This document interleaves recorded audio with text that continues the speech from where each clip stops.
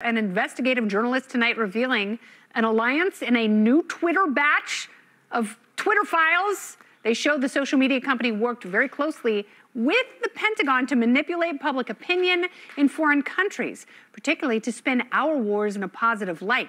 That, my friends, is propaganda. Remember, just yesterday, we learned the FBI was running a similar operation against Americans. Kentucky Republican Congressman James Comer today calling out the agency for potential election interference. Watch.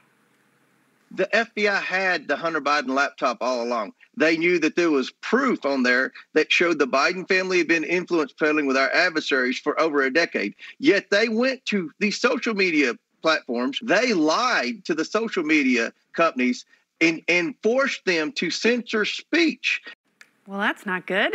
Is the American government using Twitter to wage psychological warfare against everyone on Earth? Joining me now, 2020 Libertarian Vice Presidential Candidate and Chair of YouAreThePower.net. Look at the giant eagle on his shoulder. Spike Cohen is the only one who cares about your freedom. Welcome back to the show. Well, you and Ennis can't. I'm happy to be here. Thanks, Kennedy. So a couple things. Every time we get a new batch of Twitter files, we learn more and more damning information about the federal government's involvement with a giant social media company. So for people who are forever saying, it's just a private company, you guys, they can do whatever they want. Is this really a private company acting privately in the best interests of themselves and maybe some of their followers?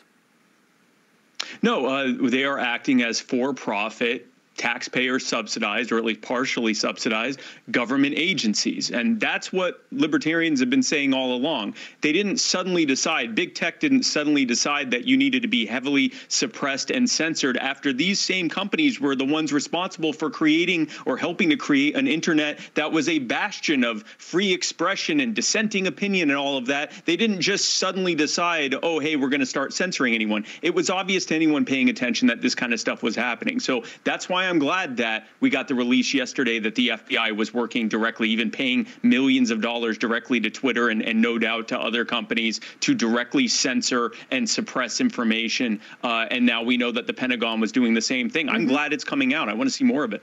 And I think you bring up, which I think is the most compelling point, this is only the stuff we know about. This is only stuff we know about at Twitter.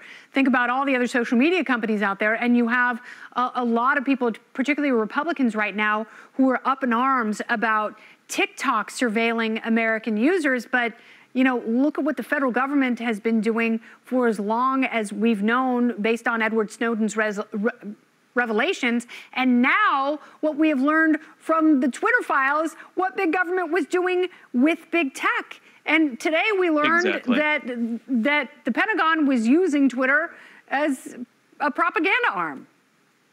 Exactly. This is just what we know about from Twitter, and it's just what we know about with basically two stories: the Hunter Biden laptop story with the FBI and the Pentagon having their fake propaganda accounts whitelisted and given blue check marks when Twitter knew that they were spreading disinformation, and even breaking federal law by interacting with known foreign terrorist groups like ISIS. But they were still greenlighting them and giving them blue check marks and all of that stuff. But that's just these two things that we know about. I increasingly think, because I was always suspicious of this push by the U.S. government to ban TikTok, and they would say, you know, they're colluding with the Chinese government. And I'm sure that's true, but so is Google, so is Disney, so is the NBA for that matter. And everyone's Apple. Doing the bidding of the Chinese government. The fact that they're picking on TikTok, I think it's because they're not colluding with the U.S. government the way the other big tech agencies are, and I want to find out about that too. Yes, I would love to see who is embedded at Facebook and Google and even Apple, because I bet it would be shocking. And I bet they're terrified that this level of transparency might come to their companies and people will be able to make their own choices about what they post and with whom. Where do we go from here? You have 20 seconds.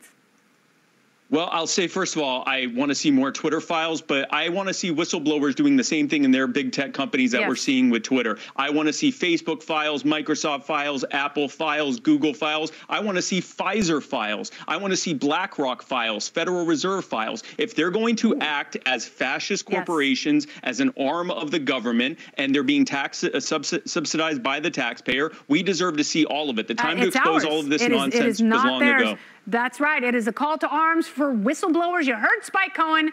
Thank you, dear. Yep. Thank you.